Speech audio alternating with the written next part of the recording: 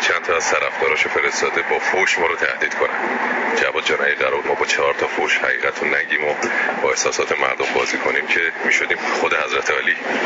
شما برو گریه‌تو بکن. شما به چه حقی به وزیر این کشور اهانت میکنید؟ وزیر کشور ما انتخاب شده مجلس شورای اسلامی ماست. تو چه مقامی هستی که داری اینجوری مردم من اهانت میکنی تو؟ آقای کیروش چجوری دلت اومد به وزیر کشور ما، اونم وزیری که مجلس صلاحیتشو تعیین کرده، توهین بکنی؟ Why in your heart no رحم؟ حالا جواد جون خودتو اذیت نکن، پاشو اشکاتو پاک کن، یه آبی به سر و صورتت بزن. نمیخواد برای توهین نشده به مردم بغض بکنی و برای بی‌حرمتی به وزیر عزیزمون جامعه اصلا بداری. خیلی نگرانی میخوای به این آقازادایی که حق مردم خوردن چیزی بگو؟